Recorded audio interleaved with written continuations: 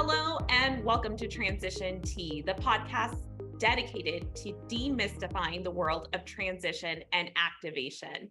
I'm your host, Christina Olivarria, Director of Business Development and Communications for Yellow Brick Consulting. Today, I am so excited to have Jen Prom from Advocate Aurora Health joining us. Jen, welcome to the podcast. Can you provide our listeners with a brief background about you? Sure. Thank you for having me. So my background is I'm a nurse by background, but I work as an activation planning manager and most recently worked with Yellow Brick on a whole hospital implementation. Well, wonderful. We really enjoyed our experience in Sheboygan, and we're really excited to jump into the conversation. So, listeners, grab your cup.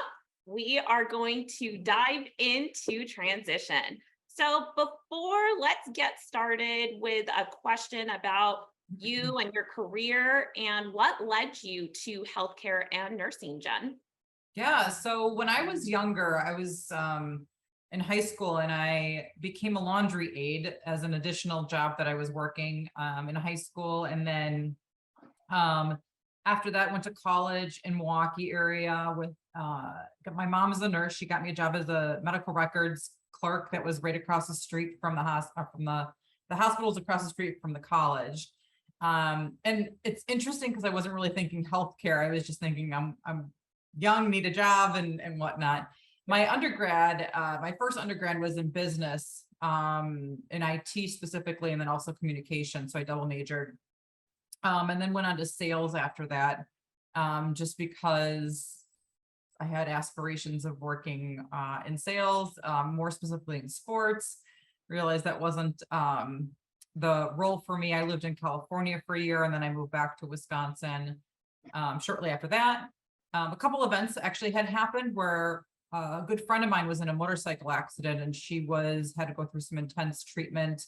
And so much that it impacted her that she went back and became a nurse.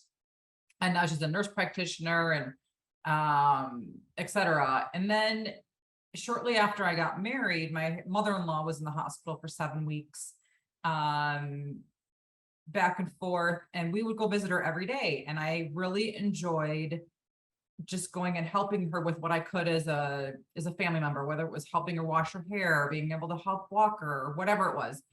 And at the time I was in sales and recruiting back here, and I just wasn't really happy. I wasn't fulfilled. But it was one of these things that for 7 weeks, every single day, I enjoyed it. I really, really enjoyed it. And not just because it was family, but because I just really liked helping. And so then I kind of had a kumbaya with my husband. I said, I think I want to go back and become a nurse. And my mom being a nurse of now it's well over 40 years. She was super excited and started looking at programs for me. So I went back and I got my degree from Oshkosh as an accelerated BSN program for those who've already had a degree in something else. And then I was working for a different organization. Interesting, I was with Aurora for a little bit before that, but then a scholarship was presented as long as I did my clinicals with another organization. They helped pay for part of my schooling, so I went that direction.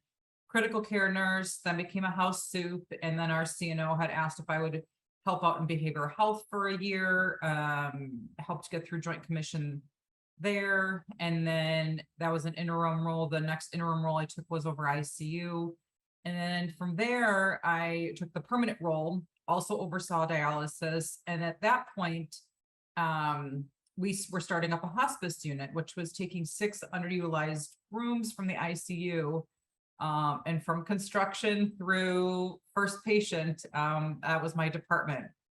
So along the way too, I went back for my master's in health administration. I went in Six Sigma lean certification through a quality management program. Really liked the process and project based aspects of healthcare. So that's a little bit of my nutshell of how I got into healthcare. Well, it sounds like you had an experience about with every department. You listed behavioral health, ICU.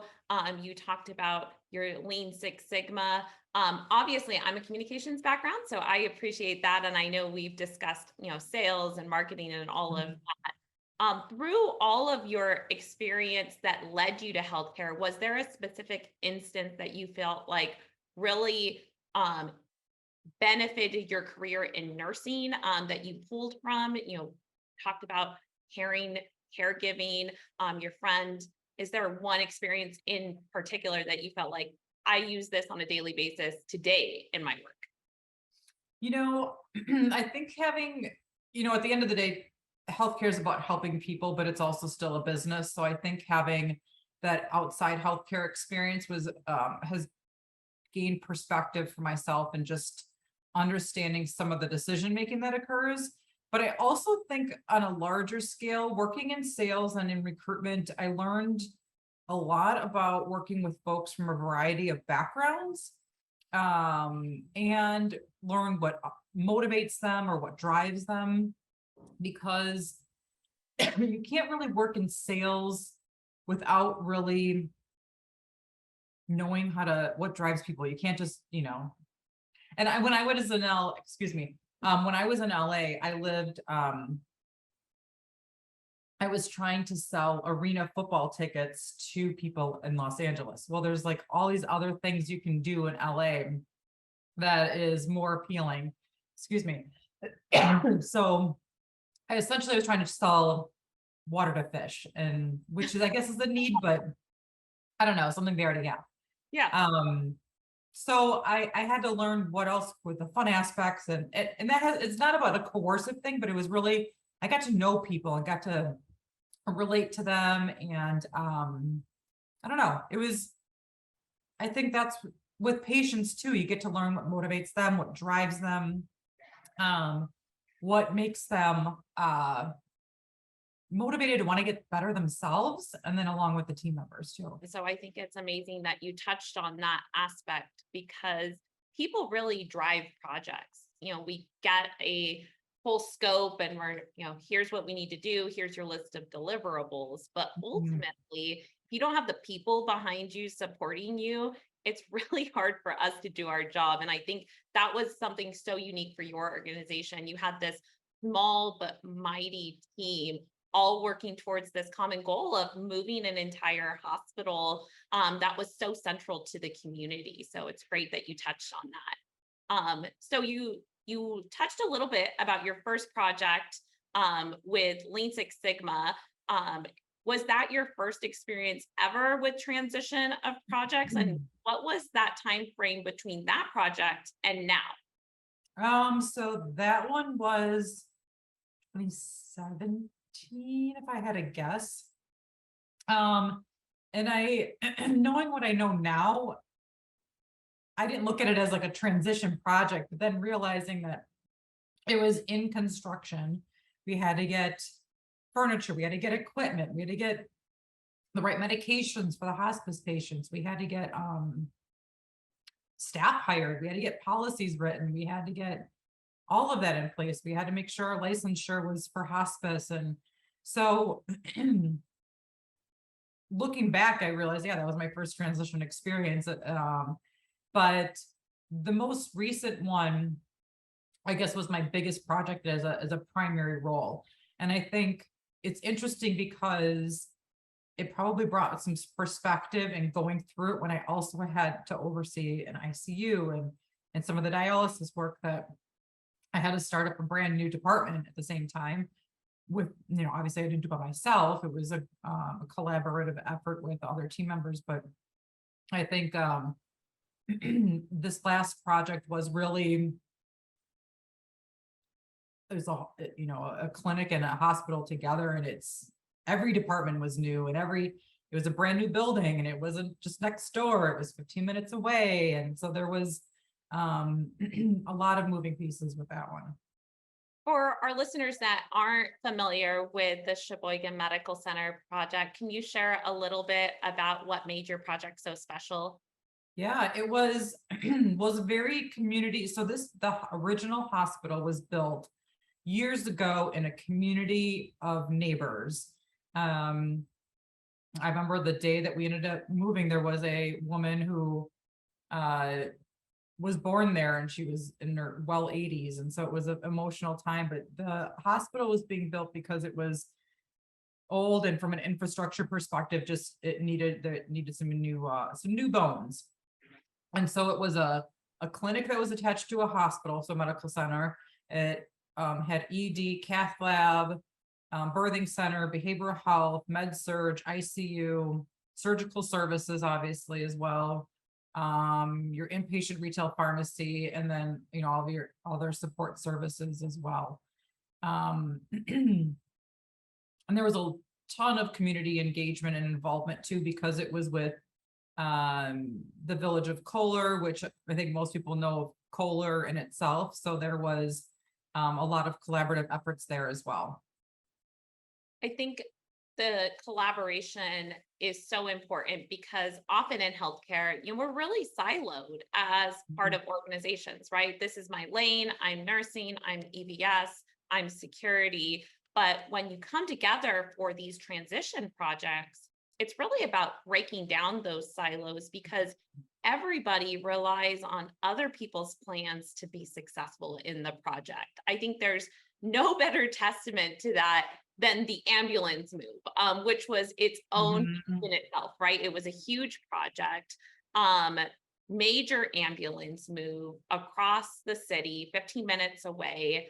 Can you share with our listeners, what went into that whole effort? How did you feel about it? How did you think it went, et cetera?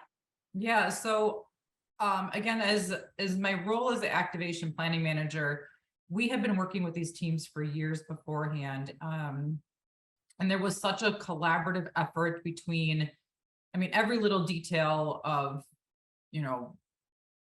from marketing to public safety to food to, the clinical space, as you mentioned, because that's my nursing brain comes on.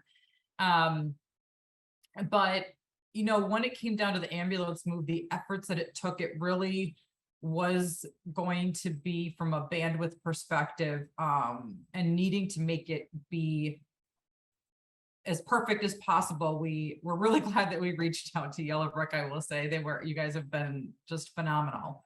And really through the planning process, I think.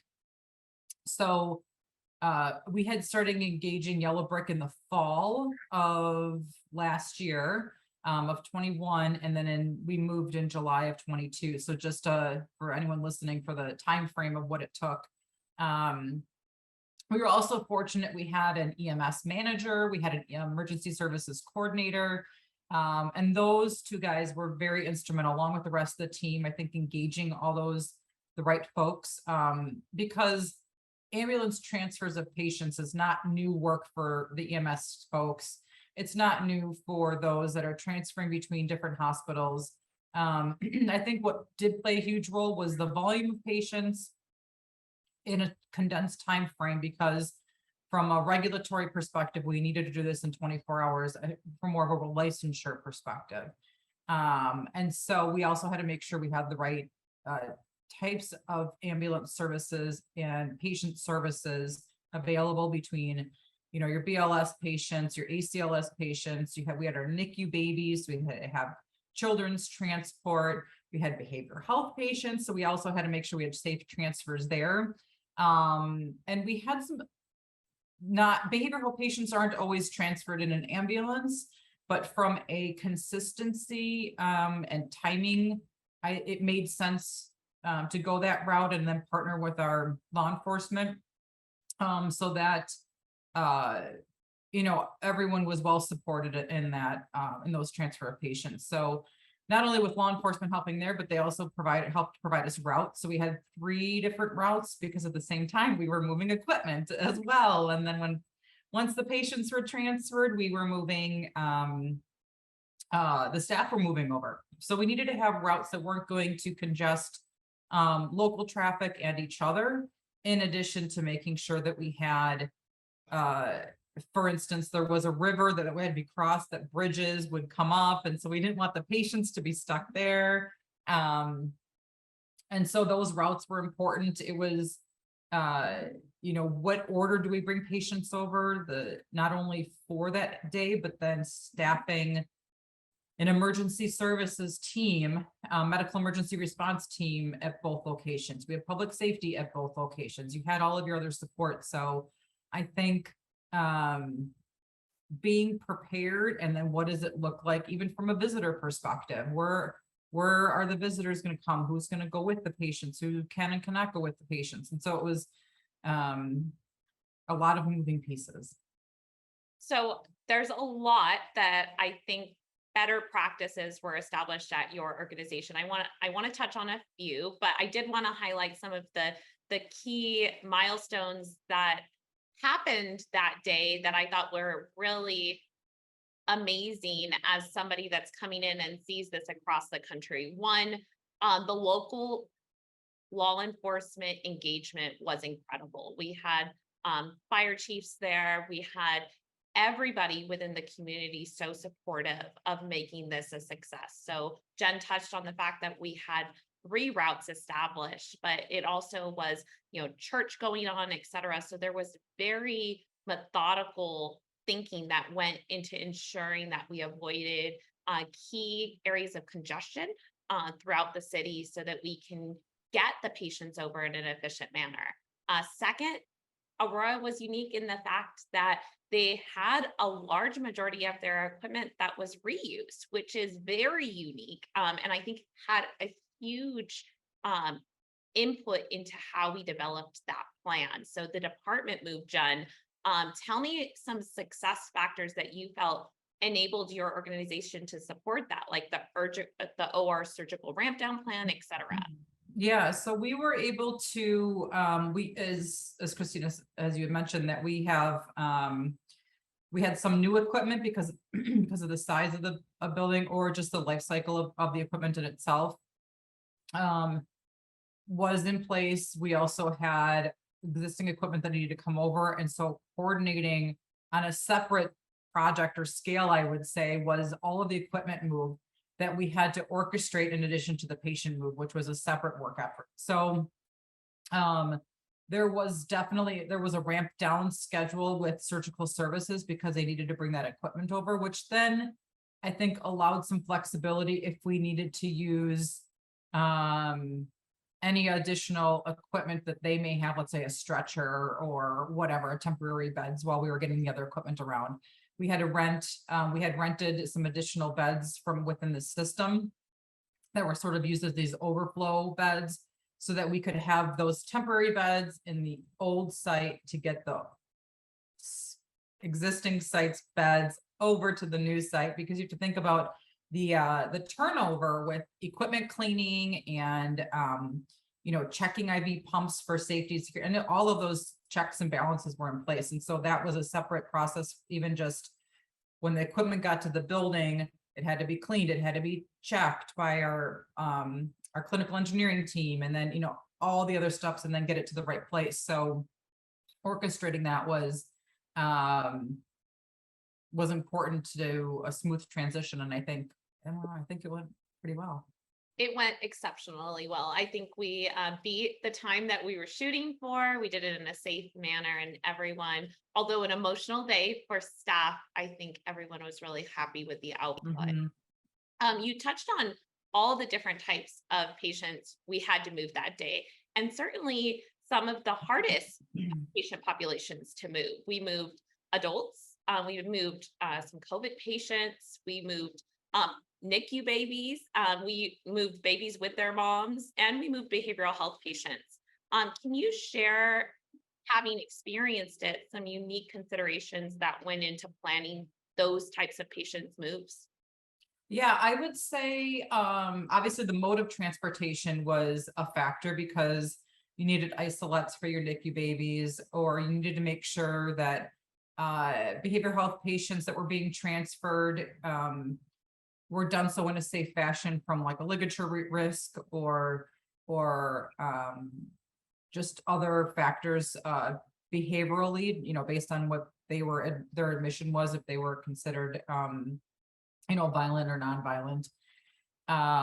because they do have a higher acuity behavioral health patient population, just being mindful of that too.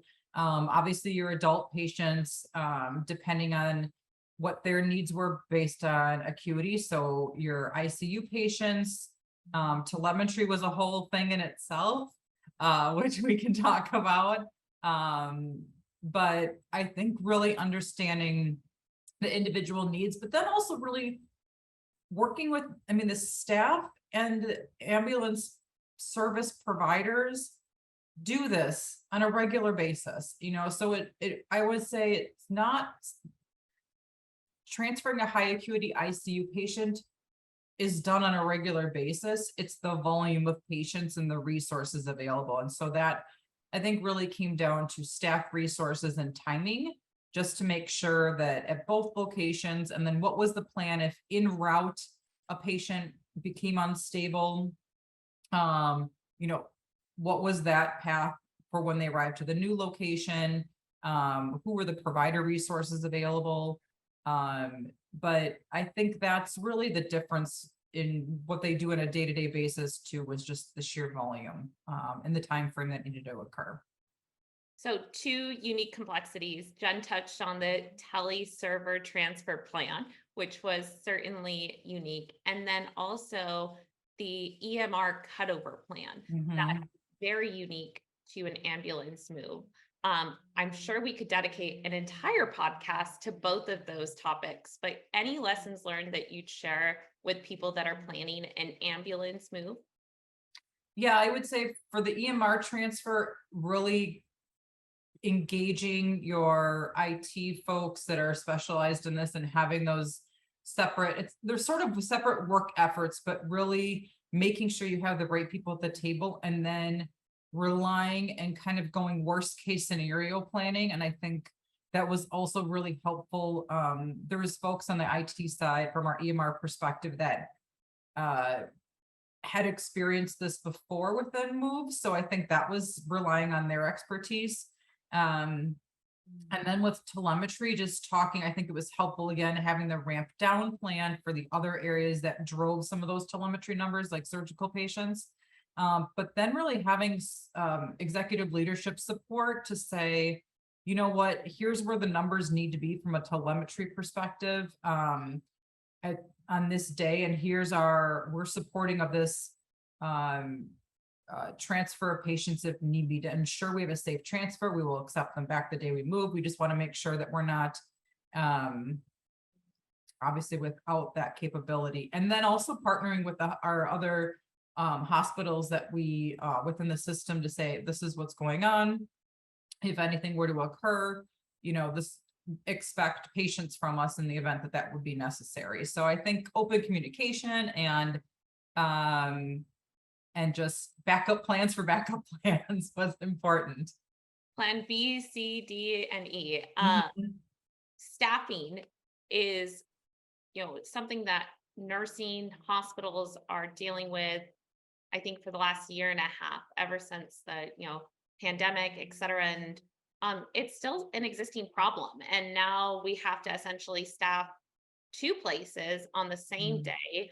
And I know there were some adjustments to plans as we got closer to move.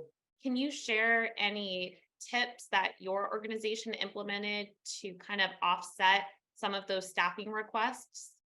Yeah, we really had great inpatient clinical nurse leaders who really stepped up to help drive that effort, and they asked for volunteers. And I think there's being part of a move like this is a once in a lifetime opportunity, especially for the community that both hospitals reside in, just because it's been such a part of that community. And I think people wanted to be part of it. And so they really did receive a lot of volunteers to help pick up shifts. And it was also helpful to stagger those shifts. I think that's important too, to realize we're not moving patients at 7 a.m. over. We're moving patients starting at 9, but the patients might not get, the move part starts at 9, but they might not get there till 9:30. So there's no real reason to staff your new site so early in the morning. And then maybe the people that are helping with the new patients, you're shifting them out. You're not expected to stay a whole 12 hours. You're expected to stay to when the nurse brings over their last patient and hand off report and then go. So I think that's also helpful in itself. Yeah, no, They did a great job getting volunteers. I have to, and just orchestrating a lot of the patient move coordination with their own teams, in their staff preparation and patient preparation with checklists for the patient, checklists to make sure all their orders were in place, their belongings were in place, that everything was going smoothly. So I applaud those leaders for sure. we love a checklist, and we'll touch on that in just a moment, about how we all loved various checklists through the project. But there was a lot of change going on because of this. There was writing on all of the stairwells about how sad the staff was to leave their existing space, although they were going to this new site that was upgraded and, new and different. There was a lot of change and grievance because of, just leaving something that you were so accustomed to. Any process or implementation strategies that you can share that helped kind of facilitate and make that change a little easier for your teams, Jen? Yeah, I think because this project's been going on for several years, there were some folks that had been part of the planning process, and then obviously because it had been some time that those that weren't part of the planning process. And so, I mean, even the design of this was pre-COVID, and so there was a lot of questions around the whys. I think people understood that it was time to the need to move because of just the layout and the infrastructure. The building in itself had been added on so many times. And then, but I think, even coming to the new space of how their workflows were going to change, the way things were done or way things were designed, really explain it. Kind of go to the 5 whys of when we talk about this, but just really they're asking the whys just to talk through, like, this is how this was designed then, or this was the decision that was made, or this is just from what the constraints are within the building, or because of, it's how it's laid out on the land, or how much space we had, or, whatever the reason was. Is that I think just trying to help find answers to questions that they had along the way, just so they could work through it. And I think one thing it's interesting is that if anyone is moving or starts a new position with another hospital, and you walk in the door the first day, I mean, even prime example of the hospital that they were all working at previously wasn't designed to what they use it as today. And that's the thing in healthcare, is that you're ever adapting and changing. And I think that's the thing, is just realizing that how we care for patients today is going to be different in the future. And that's what we just all have to just be flexible and nimble to, and figuring out and designing our processes around what's available to us. I think nurses are really good at that too, just kind of figuring it out. And I think I hear that from pretty much every nurse that I work with, is we're really good at being flexible and nimble and figuring it out. I literally just heard that last week on a call. So it's to hear that, nurses are always so adaptable, but I think they have a process to a backbone, the APIE process of assess, plan, implement, evaluate. They're constantly evaluating their situation. And I think your organization, just seen, had great communication.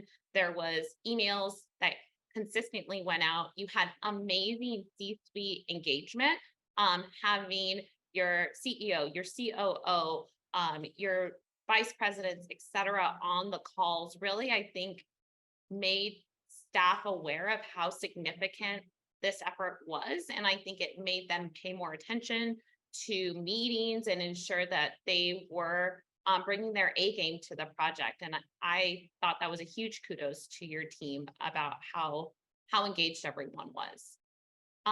So tools, we talked about tools. What was your favorite tool, and what did you find most helpful through, your transition process? I think as much as it's a necessary evil, there's two tools within, I guess, all of activation or transitioning teams, was our work plan, also known as the to-do list, which could also be related to a checklist, I guess, in so to speak. It's becomes very mundane and talking through it, but it's a necessary evil, and it's probably one of the most important tools out there. From an activation perspective, when we worked with our teams, I think the operating assumptions, again, another like necessary evil, but we really realized how many, I don't know how to say that. So our operating assumptions, we use them as ways that the teams planned to provide services in their new space. And we identified those as either current, that they're currently going to be using them and they will continue to do so in the next space, or future, which means that they don't do them now, but they're going to do it this way in the future. And it was a great communication tool to the other teams. And then it also really brought about additional to-do lists that had to be done if they're going to improve or change their workflows, but then also bringing teams together from those that worked together maybe through some of those. I mean, how people were gonna, something as simple as receive their keys from either facilities or public safety, and who's providing that service. It seems mundane, but it's all these little things that people want to know, like, well, how is this going to happen now in the new space? We have a tube system. We have a tube system before, or can we tube this? Who's going to maintain it? Who's going to teach us on? It's like all these questions. But those are the things you really, on the first day, you want to walk in and saying, we were able to talk about, hopefully, most of everything on here, or address it. And if we didn't think of it, lesson learned, we move forward from it. But, the goal of both of those work efforts is to really get you as prepared to be in your new space as possible, so that, you've done a walkthrough of, if you're taking a bed around this one corner, but you need to make sure this piece of equipment's ready there for you. And, like all the little steps and things that you don't even think are relevant or important, but makes such a huge impact on everyone's day, or, even some of the food, how food is going to be served, what times, or food nutrition, for instance. The nursing staff in ICU would bring the food in, but food nutrition wanted to now be able to do that for them, I think, from a COVID transition before. So it was just like the little things that people take for granted that are so important to just talk through and work through. I think all the little things are what really makes a difference in staff's lives, right? All the big things are kind of figured out. You talked about it, designed, the fixed equipment, et cetera. It's kind of is what it is, but all the little mundane tasks that you do in your current space that seem kind of second nature because you've been there for so long, all of a sudden it isn't second nature. So something as simple as, where do I put my lunch, or where do I key in, et cetera. All of those little things add up and make staff's life miserable if they're not thought about and not planned for. How did you memorialize those decisions and get that information out to teams? So we had bi-weekly activation meetings with all of the departments within the hospital or the clinic space. So between obviously your inpatient clinical teams, but then also your facilities, supply chain, food nutrition, pharmacy, like all of them. And then we also had meetings with our executive sponsors bi-weekly to talk through any of the site decisions and or any of the, hey, we need executive leadership approval on this to move forward with it, or those discussions, from a parking perspective to where's the buses going to be dropping off, all those little things. But we also had ad hoc meetings. The ad hoc meetings brought the teams, the activation teams together to really talk through one team's work plan that had a bunch of to-do lists impacting another team. For example, supply chain as an example is how supplies were going to be delivered. We implemented nurse servers. Nurse servers were a whole new thing for the site. So who was stocking them? Who was cleaning them? Who was, all the things. And then we also towards the end had building readiness efforts, which had everybody at the table, from construction to IT to clinical teams to everyone. And it just went through, it wasn't the deal or no deal that we were going to be moving, but are these going to be big things that we need to overcome in the contingency plan? So multimodal communication methods, I think, is key to getting to working through it. And then bridging the gaps between the different teams is important. And it's obviously a large work effort and a lot of hands on deck, but it's important to help with a smooth transition. We don't want anyone death by 1,000 paper cuts of all the little things that bother them they didn't address. We want to make sure we can take care of those ahead of time. Yes, definitely, as much as possible. Well, we're going to shift gears to you're a working mom. I'm a working mom, work full time. How do you balance it? How do you open a hospital while taking care of family? Any tips? I will say that I don't know if I have it all the way figured out, but I will say too, from an organization perspective, that Advocate Aurora is really, we work hard. At the same time, we have great leadership that supports making sure you're taking care of yourself. We want to make sure that if family priorities come up, that we're addressing them. Obviously making sure we still get our work done, but we have a great team. And when I say great team, not only at work, but I have a great team at home. My husband and I collaborate and communicate on all kids' efforts. So I think that's helpful.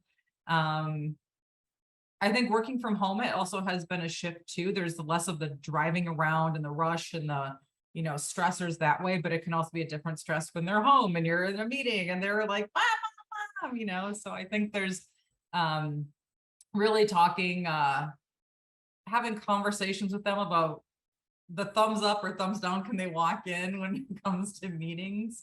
And they understand it. It's not that it's, we all have our time, and when we can focus in on being mom versus when we need to be at work. And I think that's, I don't know, I don't know if I really have it figured out. It's just, I don't know anything different, but just to figure it out. I think that's probably a lot for moms that are working.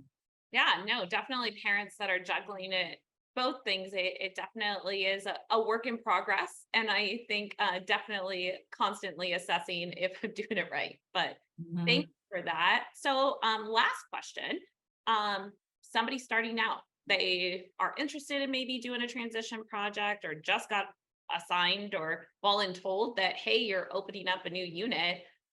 What's your best piece of advice that you'd offer them? I would say reach out to someone who has done it, and learn from understand what the experience is like, but also don't do it alone. Don't try to reinvent the wheel. It can be a lot of work, but a lot of rewarding work. But there's a ton of tools and resources out there to help you through it. I think if you don't have an internal team like we do, and even us as having an internal team, we still reached out for support when we identified a timeline and a bandwidth gap for sure. And even, knowledge gaps, to reach out to teams and other organizations that have gone through it or have utilized support like Yellow Brick before to help them through that, so that you're not feeling overwhelmed or you're missing steps, because there's a lot of moving pieces that you don't even think of that intertwine with each other and have impacts on each other. And it's I think the biggest thing is that everybody plays such an integrated role into all of the work that you got to make sure that everybody's talking together, and you have to make sure that everybody's engaged in the process. I think engagement is key, and communication. So there's probably a lot there, but just don't do it alone. Don't reinvent the wheel, and ask for help. Yes, definitely. I think reaching out to somebody like Jen, if you have an ambulance project in your area, understanding that people are always willing to share best practices. I think the hardest part is probably reaching out. Like, I don't know what I'm doing is probably hard for most people. But once you reach out, people always have such great advice. And even if you just take a piece of what they're sharing, it really does make the whole process a lot easier. Mhm. Well, then, I didn't send these questions in advance. So, some fun for you. It's Okay. rapid fire. So, I'm going to ask you a few questions. Tell me what you think, top of mind. You ready? Yeah. Okay. Coffee or tea? Coffee in the morning, tea in the afternoon. Can you share, something unique that Joe and Dominic did at your organization was, they developed a tea or a latte, I think that's only available at your hospital. Can you share what that was? I don't remember what it was. I know they had a lot of taste testing times, which was really nice. So they were testing out a few of the other latte. I'm a black coffee drinker, so I Me didn't get a chance too. to taste it. Yeah, I love black coffee. Give it to me every day. I'm good. Checklists or what's that? And I think you kind of answered that. The the checklist. Necessary evil. Um, Favorite city in the United States besides the one you live in? It's not a city, but the islands of Hawaii, Maui, I love, you Oh, know. who doesn't love Hawaii? I've heard San Diego in too. summer, but I heard right now is like the time to go to Hawaii. So Mhm. San Diego would be a second one. San Diego's gorgeous. And I feel like San Diego always has good weather, no matter Mhm. where. Yeah. Mhm. Cats or dogs? Dogs. Dogs. Me too. Do you have any dogs? I have one. We had two at the same time at one point. Yeah. Oh, I love dogs. Favorite sport? Football. Football. Favorite team? Packers. Packers, of course. Easy. Favorite show on Netflix right now? I haven't been watching a lot of, so I have three boys and obviously my husband who are all it's not on Netflix, but they're all Marvel. You know what? Stranger Things we watched. That's on Netflix. Yes. Um, Did you watch the new season? yes. I watched. They can't tease us with this 2-year game. The other one that I really like, I was just talking to the family, Schitt's Creek as well. I don't know what it is. I'm like a weird Yes, it's either romantic comedy to just, mindless She-Hulk entertainment. or Stranger Things or Schitt's Creek. Yes, I've got you. I understand that. Pumpkin season is here. It's almost fall. Do you have a favorite pumpkin flavored food? No, I'm not. Fall is my favorite time of year. And it's interesting because I don't really have a favorite pumpkin. I don't mind pumpkin pie. I know some people are like, halftime pumpkin pie, but I used to love, it's not food, like pumpkin spice lattes, but now they're too sweet now that I've kind of converted to the black coffee. It just tastes weird. Yes, I used to love them, like with the whipped cream and everything, but Mhm. same. I think since I ditched the cream, it's just so sweet. So Mhm. I like pumpkin bread, but only homemade. Ooh, pumpkin bread. There you go. That's a good one too. Um, this year for Halloween, I'm going to be a I am never anything for Halloween. I was a shark a couple of years ago when like mommy shark was a thing. And that was only because the outfit was really warm and it was cold out. I feel like I need to do something this year because our neighborhood really gets into it. I feel like there's probably going to be a Marvel character in my future. Probably Black Widow. I don't know. I oh, should probably look well, into this question is just in line with that. So Mhm. if you had a superpower, what would it be? My kids ask me this too. I would say flying Flying. because I could get places faster and then I could uh experience things more, like experience more cultures, experience just outdoor life more, you get there faster, more efficient. Anything that brings efficiency is always a good for me. So. Mhm. Well, thank you, Jen, for your time today. Should our listeners want to get in touch with you, want to connect, they have some questions for you, can they connect with you on LinkedIn? Absolutely. I think I'm Jen Prom on LinkedIn, or Jennifer, one of the two. I come up with both. Look her up, everyone. Well, thank you so much, Jen, for being our guest today on Thank you so much for having me. Transition Tea. Any last thought? No, thank you. I mean, I said no, but I just want to thank you for having me and for being part of our project. Your team provided a ton of insight and great energy on Move Day, and just thank you in general. Thank you. Well, thank you, Jen. We sincerely enjoyed working with you and the entire team over at Advocate Aurora, and we wish you well in your first year at your new facility. On our next episode, we'll certainly be joined by another healthcare leader and chat over a cup of tea or a cup of coffee and their best practices that they'd like to share. If you want to hear more conversations like this one, please subscribe to our Transition Tea podcast on Apple Podcasts, Spotify, or wherever you enjoy your podcasts. And we also have a YouTube channel where you can get a sneak peek of Jen and I's conversation in real time. Until next time, cheers.